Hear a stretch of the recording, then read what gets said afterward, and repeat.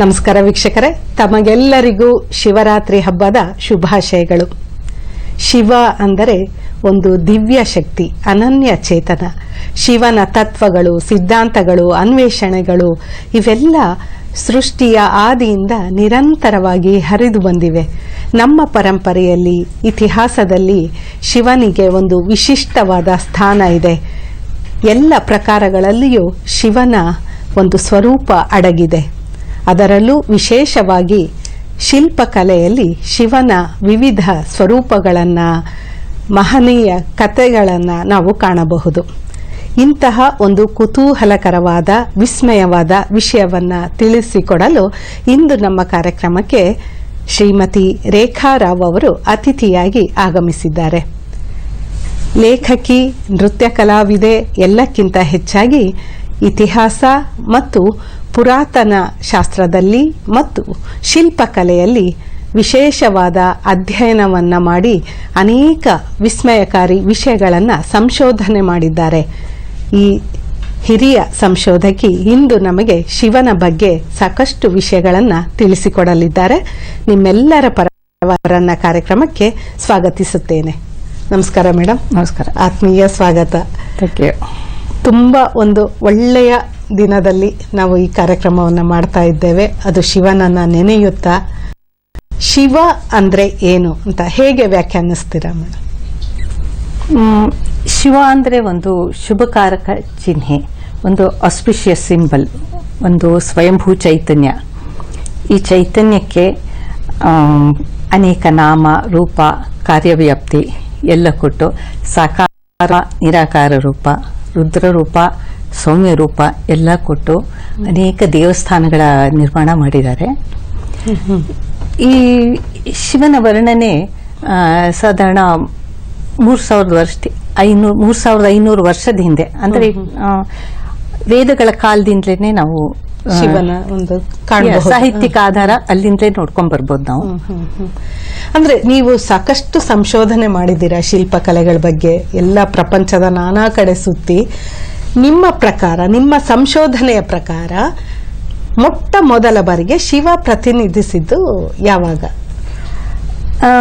ಅದೇ ಋಗ್ವೇದ, ಯಜುರ್ವೇದ, ಅಥರ್ವಣ ವೇದ, ನಂತರದ ಉಪನಿಷತ್ ಕಾಲ, ಇದರಲ್ಲೆಲ್ಲದ್ರಲ್ಲೂ ಸಾಹಿತ್ಯಿಕ ಆಧಾರ ಶಿವಂದು ಹೇರಳವಾಗಿದೆ ನಮಗೆ. ಇದು ಅಂದ್ರೆ ಇದೇನಂದ್ರೆ ಒಂದು ಕಾಲದಿಂದ ಒಂದು ವೇದದಿಂದ ಒಂದು ವೇದಕ್ಕೆ, ಋಗ್ವೇದದಲ್ಲಿ ಬೇರೆ ತರ, ಯಜುರ್ವೇದದಲ್ಲಿ ಬೇರೆ ತರ, ಅಥರ್ವಣ ವೇದದಲ್ಲಿ ಬೇರೆ ತರ, ಉಪನಿಷತ್ ಕಾಲದಲ್ಲಿ, ಅದಾದ ನಂತರ ನಾಟ್ಯಶಾಸ್ತ್ರ ರಚನೆ ಆದ್ಮೇಲೆ ಸಂಪೂರ್ಣವಾಗಿ ಬೇರೆ ರೂಪ. ಈ ತರ ವಿವಿಧ ಭಿನ್ನ ಭಿನ್ನ ರೂಪಗಳಿವೆ ಶಿವನಿಗೆ. ಇದು ಸಾಹಿತ್ಯಿಕ ಆಧಾರ ಇವುಗಳಲ್ಲಿ ತಗೊಂಡ್ರೆ, ನಾವು ವೇದಗಳು ಮತ್ತೆ ನಾಟ್ಯಶಾಸ್ತ್ರದಲ್ಲಿ ತಗೊಂಡ್ರೆ, ಈ ಆರ್ಕಿಯಾಲಜಿಕಲ್ ಪ್ರೂಫ್ ನಾವು ಇಂಡಸ್ ಸೀಲ್ಸ್ ಅಂತ ಹೇಳ್ತೀವಲ್ಲ, ಹರಪ್ಪ, ಮೊಹೆಂಜೊದಾರೋ, ಅಂದ್ರೆ ಸಿಂಧೂ ಸಂಸ್ಕೃತಿಯ ಮುದ್ರೆಗಳು, ಅವುಗಳಲ್ಲಿ ಅತ್ಯಂತ ಪುರಾತನವಾದ ಋಗ್ವೇದದಲ್ಲಿ ಹೇಳಿರುವಂತೆ ಶಿವನ ರೆಪ್ರೆಸೆಂಟೇಷನ್ ನೋಡ್ಬೋದು ನಾವು.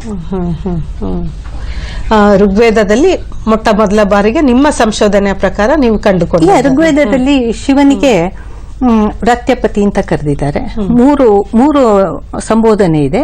ಮೊದಲನೇದಾಗಿ ಶಿವನಿಗೆ ರುದ್ರ ಅಂತ ಕರೆದಿದ್ದಾರೆ. ಋಗ್ವೇದದಲ್ಲಿ ರುದ್ರನಿಗೆ ಹೆಚ್ಚು ಪ್ರಾಮುಖ್ಯತೆ ಇರಲಿಲ್ಲ, ಇಂದ್ರ ಮತ್ತೆ ಅಗ್ನಿ ಪ್ರಾಮುಖ್ಯತೆ ಇತ್ತು. ಈ ಶಿವನಿಗೆ ರುದ್ರ ಅಂದ್ರೆ ರುದ್ ಅನ್ನೋ ಶಬ್ದ ಅಂದ್ರೆ ಖರ್ಚಿಸೋನು. ಇವನ ಹತ್ರ ಪಿನಾಕ ಅಂತ ಒಂದು ಧನಸ್ಸಿತ್ತು. ಅದರಲ್ಲಿ ಅವನು ಅತ್ಯಂತ ಪ್ರಖರವಾದ ಬಾಣ ಬಿಟ್ಟು ಬಿರುಗಾಳಿ, ಸುಂಟ್ರಗಾಳಿ, ಅತಿವೃಷ್ಟಿ ಇವುಗಳನ್ನ ಕರೆದು ಜನಗಳ ಕಣ್ಣಲ್ಲಿ ರೋದನ ತರಿಸ್ತಿದ್ದವನು. ಆ ರುದ್ರ ರೂಪ ಶಿವ.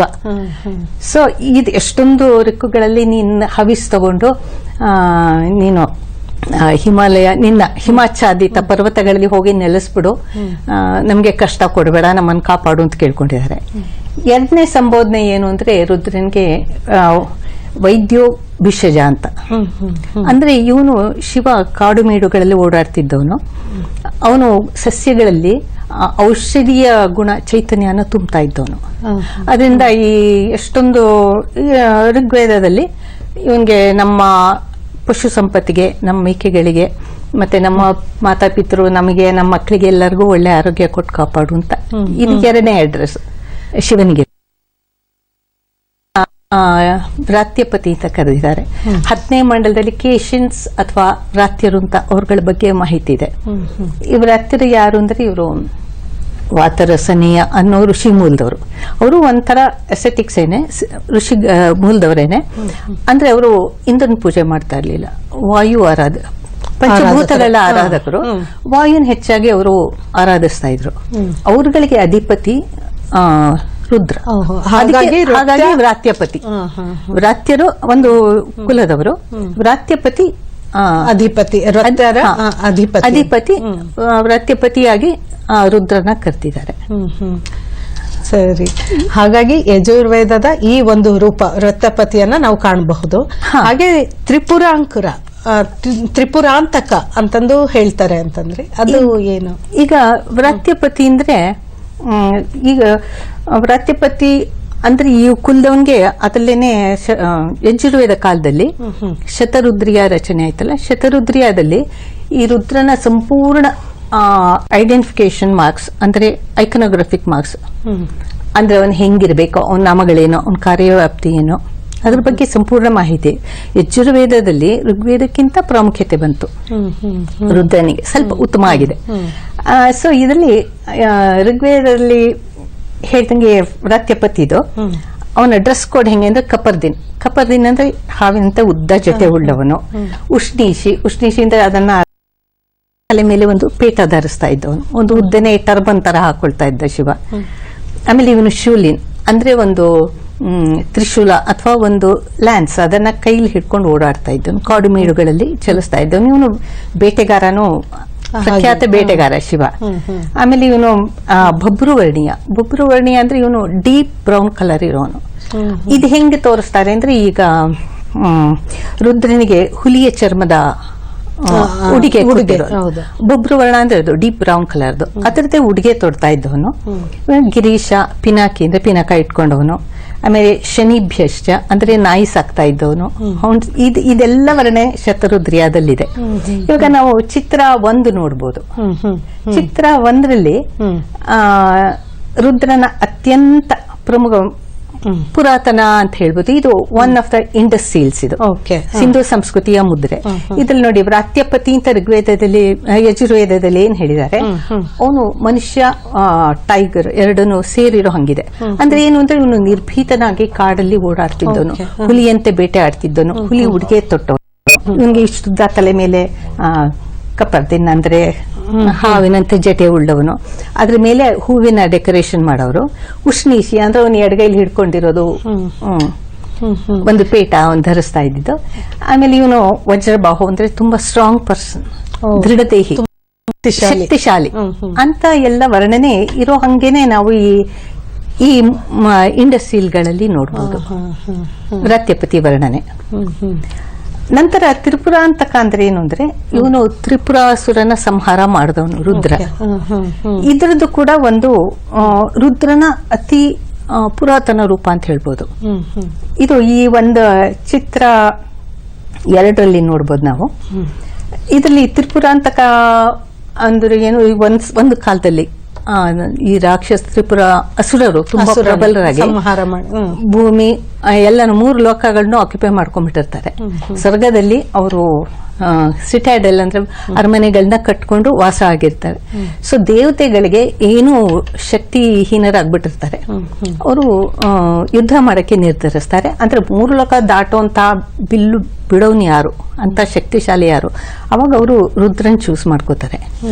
ರುದ್ರನ್ಗೆ ಏನು ಅಂದ್ರೆ ಅವನು ಪಿನಾಕ ಧನಸ್ಸು, ಪಿನಾಕ ಅಥವಾ ಜಡ್ರೋದ ಅಂದ್ರೆ ಅದು ಬಹಳ ಪ್ರಬಲವಾದ ಬಿಲ್ಲು, 2 ಕಡೆನು ಸ್ಟ್ರಿಂಗ್ಲೆಸ್ ಬೋ ಅಂತ, ಅದು 2 ಕಡೆನು ಪ್ರಬಲವಾಗಿರೋದು. ಅವನ ಬಾಣದಲ್ಲಿ ಏನಂದ್ರೆ ವಿಷ್ಣು ಆ ಬಾಣದ ಶಾಫ್ಟ್ ಆಗಿ ಬರ್ತಾನೆ, ಅಂದ್ರೆ ಕಡ್ಡಿಯಾಗಿ. ಅದೇನು ಅಂದ್ರೆ ವಿಷ್ಣು ಮಾತ್ರ 3 ಲೋಕ ದಾಟೋ, ಅತ್ಯಂತ ಶೀಘ್ರವಾಗಿ ದಾಟೋ ಕೆಪಾಸಿಟಿ ಇದ್ದವನು. ಆ ಬಾಣದ ತಲೆ ಅಗ್ನಿ ಆಗ್ತಾನೆ, ಯಾಕಂದ್ರೆ ಅಗ್ನಿ ಮಾತ್ರ ಮೇಲ್ಮುಖವಾಗಿ ಹೋಗೋನು. ಆ ಬಾಣದ ತುದಿಯಲ್ಲಿ ಸರಸ್ವತಿ ಬಂದು ನಿಲ್ಲಿಸ್ತಾಳೆ.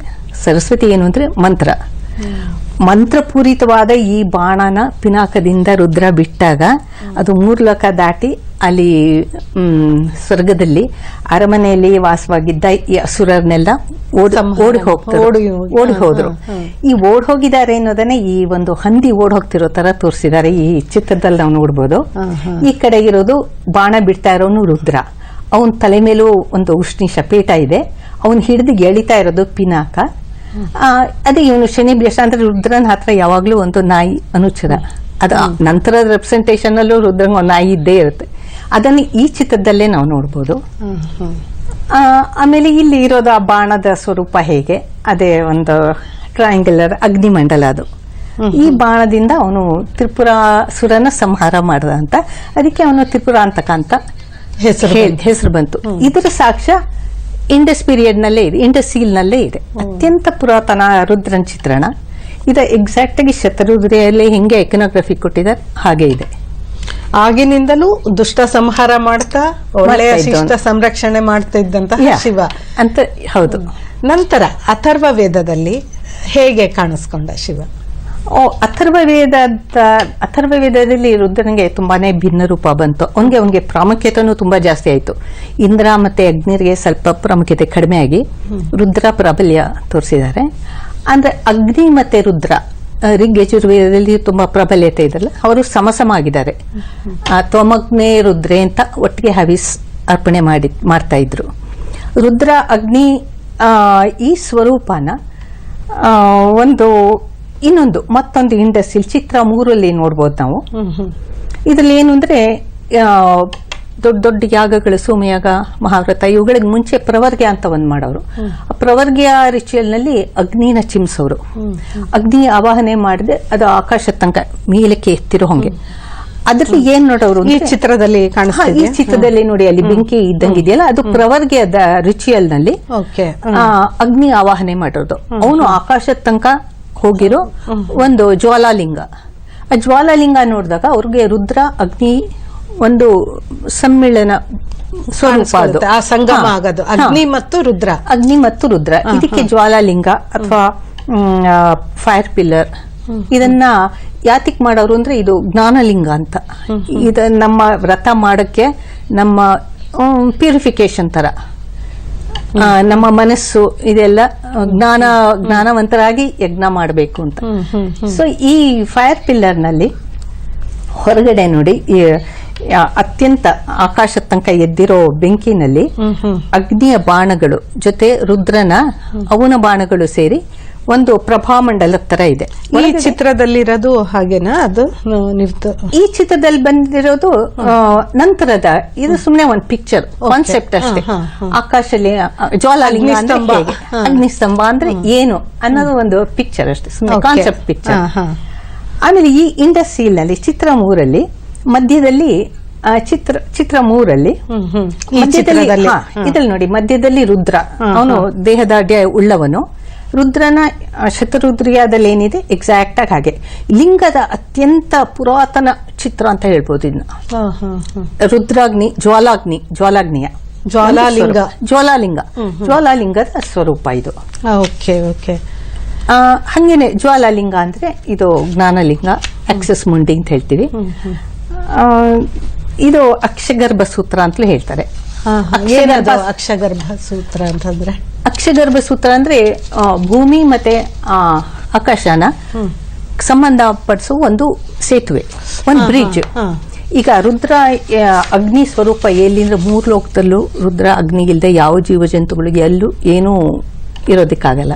ಸೊ ಇದನ್ನ ಫೈರ್ ಪಿಲ್ಲರ್ ತರ, ಪಿಲ್ಲರ್ ಆಫ್ ಅವೇರ್ನೆಸ್ ಅಂತ ಕರೀತಾರೆ, ಸ್ಕಂಭಾನ. ಈ ಸ್ಕಂಭದ್ದೇ ನಂತರ ದೇವಸ್ಥಾನಗಳಲ್ಲಿ ರುದ್ರ ಒಳಗೆ ಹೊರಗಡೆ ಕಾಣಿಸೋದ್ ಲಿಂಗ ಇದೇನೆ ಜ್ವಾಲಾಲಿಂಗ.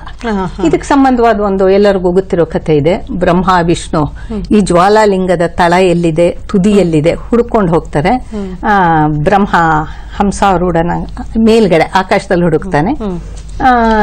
ವಿಷ್ಣು ವರಾಹದ ರೂಪದಲ್ಲಿ ನೆಲ ಬಗ್ದು ತಳ ಎಲ್ಲಿದೆ ಹುಡುಕ್ತಾನೆ. ಆದ್ರೂ ಅವ್ರಿಗೆ ತಳ ಎಲ್ಲಿ ಮೇಲೆಲ್ಲಿ ಆದಿ ಅಂತ್ಯ ಗೊತ್ತೇ ಆಗೋದಿಲ್ಲ.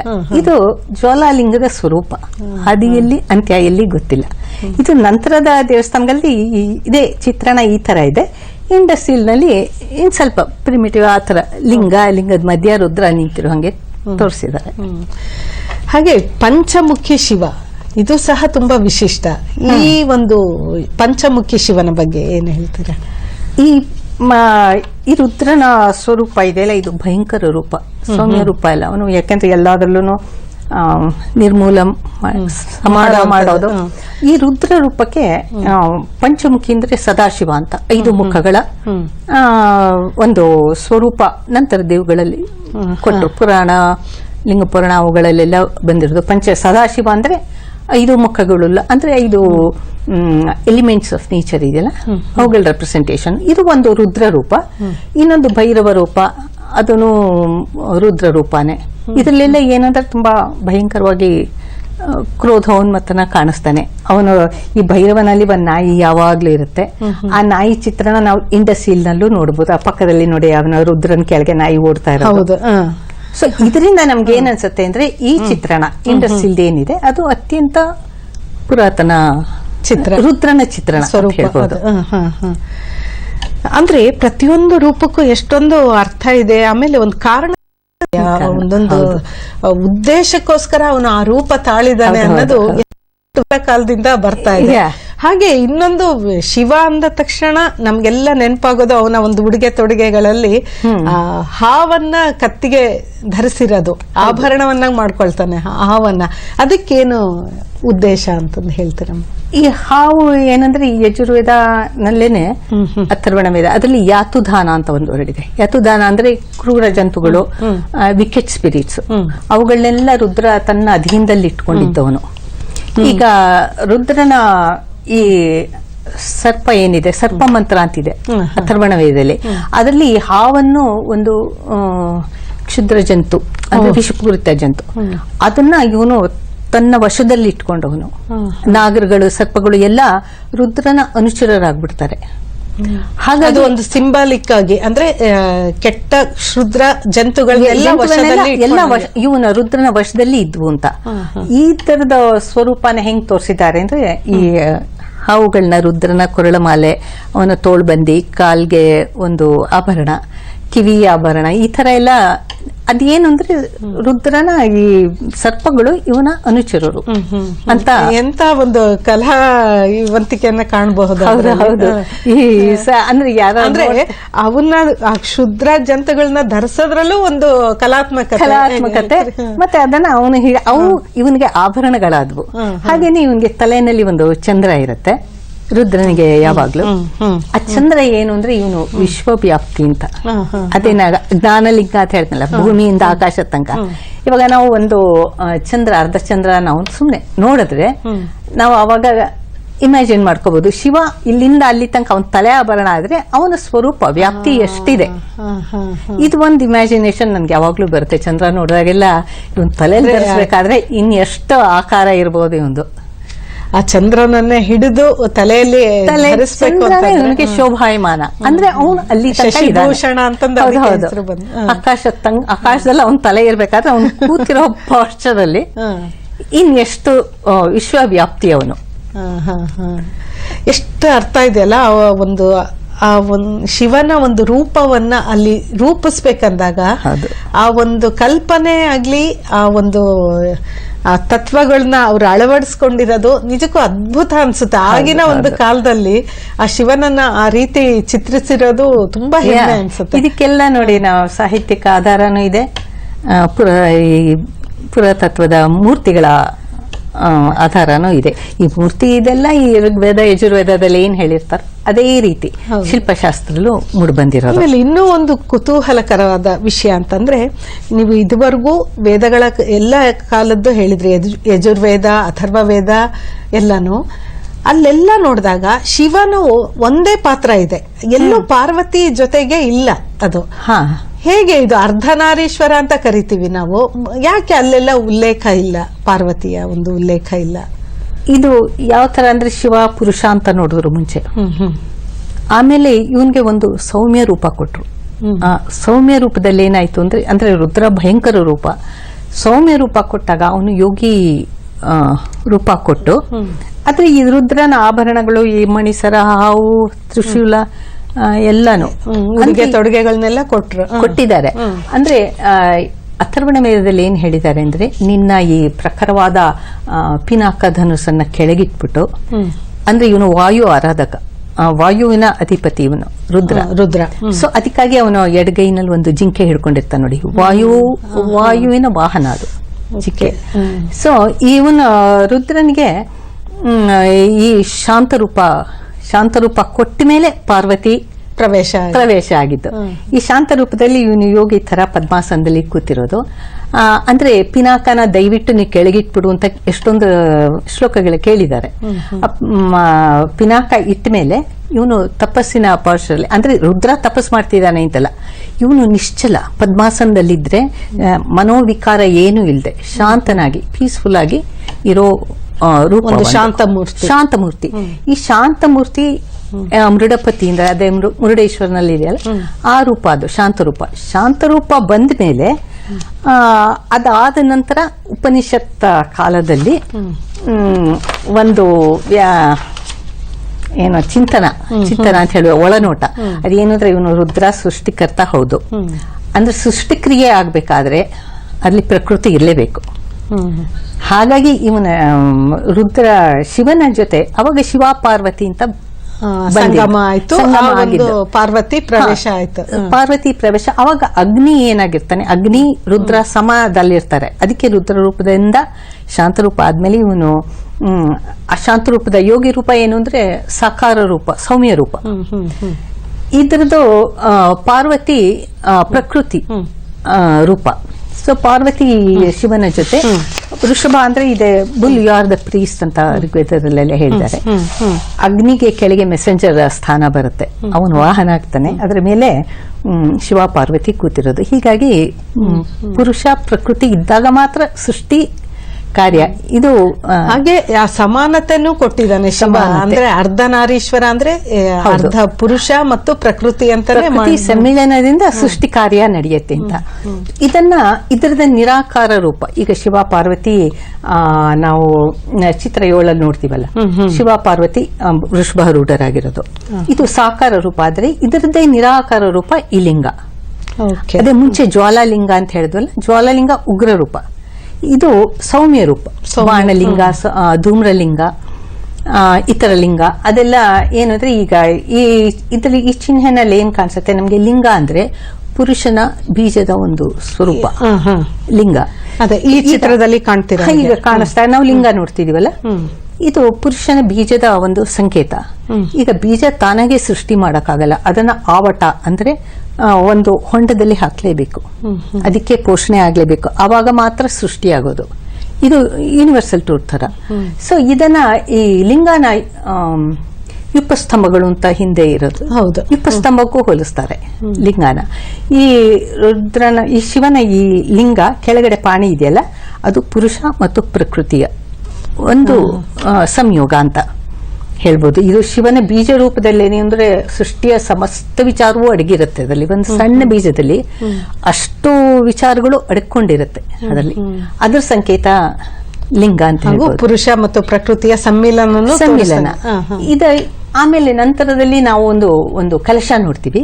ಇದೇನು ಅಂದ್ರೆ ಮಹಂತೋಕೋಶ ಅಂತ. ಈಗ ಪುರುಷ ಪ್ರಕೃತಿ ಸಮ್ಮಿಲನದಿಂದ ಸೃಷ್ಟಿ ಕಾರ್ಯ ಆಯ್ತು, ಸೃಷ್ಟಿ ಆಗಿದೆ ಅಂದ್ರೆ ಅದಕ್ಕೆ ನರ್ಚರಿಂಗ್ ಇರಬೇಕು. ಋಗ್ವೇದದಲ್ಲಿ ಬೇಕಾದಷ್ಟು ಋಕ್ಕುಗಳಲ್ಲಿ ಕೇಳಿದ್ದಾರೆ. ಪರ್ಜನ್ಯ ಮಂತ್ರದಲ್ಲಿ ಏನಂದ್ರೆ, ನೀನು ಮಳೆ ಸುರಿಸಿ ಈ ಸೃಷ್ಟಿನ ಪೋಷಿಸು. ಆ ಮಳೆ ಇಲ್ದ ಹೋದ್ರೆ ಈ ಸೃಷ್ಟಿಯಾಗಿರೋದು ಅಲ್ಲಿಗೆ ಹೋಗ್ಬಿಡುತ್ತೆ, ನಿಂತು ಹೋಗುತ್ತೆ. ಇದಿಷ್ಟು ಸೃಷ್ಟಿಕ್ರಿಯೆಯ ಒಂದು ಚಿಹ್ನೆಯಾಗಿ, ಒಂದು ತುಲನಾತ್ಮಕವಾಗಿ ಈ ಲಿಂಗ, ಪಾಣಿ ಮತ್ತೆ ಅದ್ರ ಮೇಲ್ಗಡೆ ಮಹಂತೋಕೋಶ ಅಂತ ಒಂದು ಕಲಶದಲ್ಲಿ ನೀರು ಯಾವಾಗ್ಲೂ ತೊಟ್ಟಿಗ್ತಾ ಇರತ್ತೆ. ಅದು ಪೋಷಣೆ, ಪರ್ಜನ್ಯ ಅಂದ್ರೆ ಮಳೆ ಹನಿಗಳು. ಈ ಪೋಷಣೆಯಿಂದ ಪೃಥ್ವಿ ಬೀಜದ ಮೇಲೆ ಪೃಥ್ವಿ ಚೆನ್ನಾಗಿ ತೊಯ್ದು ಅದು ಪೂರ್ವಾಭಿಮುಖವಾಗಿ ಹರ್ಕೊಂಡು ಸಾಗರ ಸೇರ್ಲಿ. ಇದಿಷ್ಟು ಚಿತ್ರಣ ಈ ಒಂದು ಲಿಂಗ, ಪಾಣಿ ಮತ್ತೆ ಎಂತ ಅದ್ಭುತ. ಹಾಗೆ ಆ ಪಾರ್ವತಿ ಅಷ್ಟೇ ಮಹತ್ವ. ಶಿವ ಅಂದ ಕೂಡಲೇ ನಮ್ಗೆಲ್ಲ ಇನ್ನೊಂದು ಕಲ್ಪನೆ ಏನ್ ಬರುತ್ತೆ ಅಂದ್ರೆ ನಂದಿಯ ಒಂದು ಚಿತ್ರಣನು ಕಣ್ಮುಂದೆ ಬರುತ್ತೆ. ಹೌದು. ಆ ನಂದಿಯ ಜೊತೆ ಬಾಂಧವ್ಯ ಹೇಗಿದೆ? ನಂದಿ ಅಂದ್ರೆ ಬುಲ್, ವೃಷಭ ಅಂತ. ಅದೇ ಈಗ ಒಂದು ಸಮಸ್ಥಾನ ಇತ್ತಲ್ಲ ಯಜುರ್ವೇದದಲ್ಲಿ, ಅಲ್ಲಿ ಅಥರ್ವಣ ವೇದದಲ್ಲಿ ಸಮಸ್ಥಾನದಿಂದ ಅಗ್ನಿಗೆ ಪ್ರಾಬಲ್ಯ ಕಡಿಮೆ ಆಗ್ತಾ ಬಂದ್ಬಿಡುತ್ತೆ ನಂತರ ದಿನಗಳಲ್ಲಿ. ರುದ್ರ ಪ್ರಬಲ ಆದಾಗಿ ಪಾರ್ವತಿ ಪ್ರಕೃತಿ ಪುರುಷ ಇದಾದ ಸಮಾಗಮ ಒಟ್ಟಿಗೆ ಚಿತ್ರಣ ಶಿವ ಪಾರ್ವತಿ ತೋರಿಸಿದಾಗ ವೃಷಭನಿಗೆ ಅವನು ಬುಲ್ಲಾಗಿ ಅಂದ್ರೆ ಶಿವನ ಮೆಸೆಂಜರ್ ತರ. ಆಮೇಲೆ ಶಕ್ತಿ ರುದ್ರ ಏನು ಅಂದ್ರೆ ಅಗ್ನಿ ಸಂಕೇತ. ವೃಷಭ ಅಂದ್ರೆ ಅಗ್ನಿ ಸ್ವರೂಪ. ಇವನು ಅಗ್ನಿಯಿಂದಾನೇ ಎಲ್ಲ ಹವಿಸ್ಸೆಲ್ಲ ಮೇಲ್ಲೋಕಕ್ಕೆ ಹೋಗೋದು. ಅವನು ಹೀಸ್ ದ ಸೆಲೆಸ್ಟಿಯಲ್ ಪ್ರೀಸ್ಟ್ ಅಂತ. ಅದಕ್ಕಾಗಿ ಅವನು ಶಿವನ ಮೆಸೆಂಜರ್ ತರ. ಅಂದ್ರೆ ಅವನ ಶಿವಾಲಯದಲ್ಲಿ ಮುಂದೆ ಒಂದು ನಂದಿ ಕೂರಿಸಿರ್ತಾರೆ. ಅದಕ್ಕೆ ನಂದಿ ಪ್ರೀಸ್ಟ್ ನಂದಿ ಪ್ರಾರ್ಥನೆ ಮಾಡಿದ್ರೆ ಅವನು ನಮ್ಮ ತಲುಪುತ್ತೆ. ಈ ಚಿತ್ರಣ ಈಗ ನಾವು ಲಿಂಗ ಎಲ್ಲ ನಂದಿಯಲ್ಲಿ ಕಾಣಬಹುದು. ಆಮೇಲೆ ಈ ಶಿವ ಶಾಂತಮೂರ್ತಿ ಆಗ್ತಾನೆ. ಮೊದಲು ರುದ್ರ ರೂಪಿ ಇರ್ತಾನೆ, ಆಮೇಲೆ ಶಾಂತಮೂರ್ತಿ ಆಗ್ತಾನೆ. ಹಾಗೆ ಪಾರ್ವತಿನೂ ಅವನ ಜೀವನದಲ್ಲಿ ಪ್ರವೇಶಿಸ್ತಾಳೆ. ಮತ್ತೆ ಈ ಸೃಷ್ಟಿ ಮುಂದುವರಿತಾ ಹೋಗುತ್ತೆ. ಆ ಯೋಗಿ ರೂಪಿ ಶಿವ ನಟರಾಜ ಆಗಿದ್ದ ಹೇಗೆ ಅದು? ಇದು ಏನಂದ್ರೆ ಈ ಪುರಾಣ ಕಾಲ ಮತ್ತೆ ಉಪನಿಷತ್ ಕಾಲ ಎಲ್ಲ ಆದ್ಮೇಲೆ ನಾಟ್ಯಶಾಸ್ತ್ರದ ರಚನೆ ಆಯ್ತು. ನಾಟ್ಯಶಾಸ್ತ್ರ ಭರತ ಮುನಿಯ ನಾಟ್ಯಶಾಸ್ತ್ರ. ಆ ನಾಟ್ಯಶಾಸ್ತ್ರದಲ್ಲಿ ಎಷ್ಟು ಅದರ ವ್ಯಾಖ್ಯಾನಗಳು ಎಷ್ಟು ಪ್ರಬಲವಾದ ಸಾಹಿತ್ಯ ಆಯ್ತು ಅದು ಅಂದ್ರೆ ಎಲ್ಲ ನಂತರದ ಡೈನಾಸ್ಟಿಸ್ ನಾಟ್ಯಶಾಸ್ತ್ರ ರಚನೆ ಆದ್ಮೇಲೆ ನಂತರ ಕಾಲದಲ್ಲಿ ಎಲ್ಲ ರಾಜರು, ಸ್ಥಪತಿಗಳು, ಶಿಲ್ಪಿಗಳು ಮತ್ತೆ ನೃತ್ಯಗಾರ್ತಿಯರು ಎಲ್ಲರಿಗೂ ನಾಟ್ಯಶಾಸ್ತ್ರದ ಸಂಪೂರ್ಣ ಜ್ಞಾನ ಇರುತ್ತೆ. ಈಗ ಅದಕ್ಕಾಗಿ ನಾವು ಮೆಡಿವಲ್ ಟೆಂಪಲ್ಸ್ ಮಧ್ಯಕಾಲೀನ ದೇವಸ್ಥಾನಗಳಲ್ಲಿ ನೋಡಿ ಎಲ್ಲಾ ದೇವ್ರ ಮೂರ್ತಿಗಳು ನೃತ್ಯ ಮಾಡ್ತಿರೋ ಹಂಗೆ ಇರುತ್ತೆ. ಸರಸ್ವತಿ ತಗೊಳ್ಳಿ, ಗಣಪತಿ ತಗೊಳ್ಳಿ, ನೃತ್ಯ ಭಂಗಿಗಳಲ್ಲೇ ಬಂತು. ಯಾಕೆ ಅಂದ್ರೆ ನಾಟ್ಯಶಾಸ್ತ್ರದ ಪ್ರಭಾವ ಅಷ್ಟು ಜಾಸ್ತಿಯಾಗಿ ನಾಟ್ಯಶಾಸ್ತ್ರ ಶಿಲ್ಪಶಾಸ್ತ್ರಕ್ಕೆ ಒಂದು ಸೂತ್ರವಾಗ್ಬಿಡುತ್ತೆ. ಆ ನಾಟ್ಯಶಾಸ್ತ್ರದ ಭಂಗಿಗಳ ಮೇಲೇನೆ ಶಿಲ್ಪಶಾಸ್ತ್ರದ ಮೂರ್ತಿಗಳನ್ನ ರೂಪಿಸ್ತಾ ಬರ್ತಾರೆ. ಅಂದ್ರೆ ಎಲ್ಲಾ ದೇವರುಗಳಿಗೂ ಡ್ಯಾನ್ಸ್ ಪಾಸ್ಚರ್ ಕೊಟ್ಟಿದ್ದಾರೆ. ನಟರಾಜನಿಗೆ ಮಾತ್ರ ನರ್ತನದ ರಾಜ ಅಂತ ಕರೆದು. ಅದು ಇದಿದ್ದು ಏನಂದ್ರೆ ಈಗ ಅನೇಕ ಕಲೆಗಳಲ್ಲಿ ಈಗ ನನ್ಗೆ ಒಂದು ಡೌಟ್ ಬರೋದು, ಇವನ್ ಸಂಗೀತಗಾರ ಅಥವಾ ಶಿಲ್ಪಿಯಾಗಿ ಯಾಕೆ ರೂಪಿಸಿಲ್ಲ, ಯಾಕೆ ಡ್ಯಾನ್ಸ್ ಕಿಂಗ್ ಆಫ್ ಡ್ಯಾನ್ಸ್ ಅಂತ ಮಾಡಿದ್ರು? ಇದರಲ್ಲಿ ಒಂದು ಏನಂದ್ರೆ ಒಂದು ಅನೇಕ ಕಲೆಗಳಲ್ಲಿ ಒಂದು ಕ್ರಿಯೇಷನ್ ಬೇರೆ, ಕ್ರಿಯೇಟರ್ ಬೇರೆ. ಈಗ ಸಂಗೀತ ಹೇಳಿದ್ರೆ ಬೇರೆ ಕಡೆ ನಾವು ತರಂಗಗಳ ಆಲಿಸಬಹುದು, ಮೂರ್ತಿ ಕೆತ್ತಿದ್ರೆ ಬೇರೆ ಕಡೆ ನಾವು ನೋಡಬಹುದು. ಆದ್ರೆ ನರ್ತನದಲ್ಲಿ ಮಾತ್ರ ಹಾಗಿಲ್ಲ. ನರ್ತನ ಮತ್ತೆ ನರ್ತಕ ಅದನ್ನ ಸೆಪರೇಟ್ ಮಾಡಕ್ಕೆ ಆಗಲ್ಲ. ಅದಕ್ಕಾಗಿ ನರ್ತನ ಕಲೆಗಷ್ಟು ಪ್ರಶಸ್ತಿ ಬಂದಿತ್ತು. ಅಂದ್ರೆ ಇದರ ಯಾವ ಸಂಬಂಧದಲ್ಲಿ ಅಂದ್ರೆ ಶಿವ ಪಂಚಭೂತಗಳ ಸೃಷ್ಟಿಕರ್ತನಲ್ಲೇ ಸೃಷ್ಟಿಕ್ರಿಯೆ ಎಲ್ಲವೂ ಅವನಲ್ಲೇ ಅಡಗಿದೆ ತೋರ್ಸೋದಕ್ಕೋಸ್ಕರ ಅದು ಈ ಒಂದು ತುಲನಾತ್ಮಕ ಸಂಬಂಧ ಅಂತ ಹೇಳ್ಬೋದು. ಸೃಷ್ಟಿಕರ್ತನಲ್ಲಿ ಪಂಚಭೂತಗಳ ಸೃಷ್ಟಿಯು ಅವನಲ್ಲೇ ಅಡಗಿದೆ. ಇವಾಗ ನೋಡಿ, ಈಗ ನಟರಾಜನ್ ಮೂರ್ತಿ ನೋಡಿದ್ರೆ ನಾವು ಈ ಕಡೆ ಭೂಮಿ ತತ್ವ ಅಂದ್ರೆ ಈ ಕೆಳಗಡೆ ಇರೋ ಪೆಡೆಸ್ಟಲ್ ಭೂಮಿ ಅದನ್ನೇ ನೋಡ್ಬೋದು. ಅಗ್ನಿ ತತ್ವ ಫೈರ್ ಹಿಡ್ಕೊಂಡಿರೋದು, ಆಪಸ್ ತತ್ವ ಅಂದ್ರೆ ನೀರು ಜಲತತ್ವ ಗಂಗೆ ರೂಪದಲ್ಲಿ ತೋರಿಸಿದ್ದಾರೆ. ಆಮೇಲೆ ಇವನ್ಗೆ ವಾಯು ತತ್ವ ಇವನ್ ಹಾರಾಡ್ತಿರೋ ವೇಷ್ಟಿನಲ್ಲಿ, ಆಮೇಲೆ ಆಕಾಶ ತತ್ವ ಅವನು ಚಂದ್ರನಲ್ಲಿ. ಪಂಚಭೂತಗಳ ರೆಪ್ರೆಸೆಂಟೇಷನ್ ಈ ನಟರಾಜನ್ ವಿಗ್ರಹದಲ್ಲಿದೆ. ಆ ಒಂದು ಭಂಗಿಯಲ್ಲೇ ಪಂಚ ತತ್ವ ಈ ಮೂರ್ತಿನಲ್ಲಿ ಪಂಚಭೂತಗಳು ಅಡಗಿವೆ. ಅಂದ್ರೆ ಇವನು ಸೃಷ್ಟಿಕರ್ತನಲ್ಲಿ ಪಂಚಭೂತಗಳು ಅಡಗಿದೆ. ಇವನೇ ವಿಶ್ವವ್ಯಾಪ್ತಿ ಸೃಷ್ಟಿಕರ್ತ. ಹಾಗಾಗಿ ನರ್ತನದ ಒಂದು ರಾಜ ನಟರಾಜ ಅಂತ.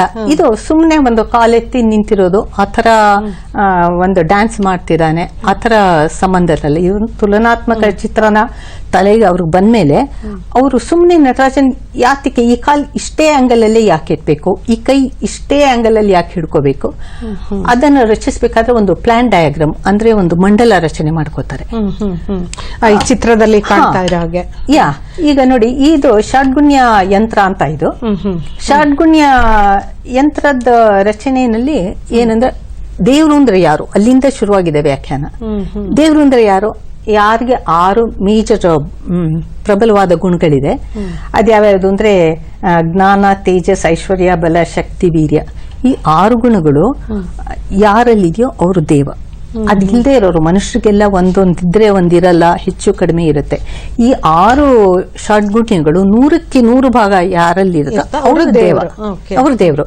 ಇದಕ್ಕೆ ಪ್ಲಾನ್ ಡಯಾಗ್ರಾಮ್ ಹೆಂಗ್ ಮಾಡೋದು ಅಂದ್ರೆ ಒಂದು star of David, upward triangle, ಕೆಳಗಿಂದ ಒಂದು ತ್ರಿಭುಜ, ಈ ಇಂಟರ್ಲೇಸಿಂಗ್ ಟ್ರಯಾಂಗಲ್ಸ್ ತಗೊಂಡು ಸ್ಟಾರ್ ಆಫ್ ಡೇವಿಡ್ ರೂಪ ಕೊಟ್ಟು ಈ ಪ್ರತಿ ಒಂದು ಮೂಲೆನಲ್ಲೂ 6 ಮೂಲೆಗಳಲ್ಲಿ ಹೌದು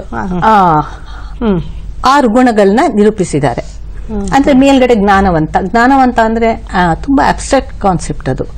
ಜ್ಞಾನ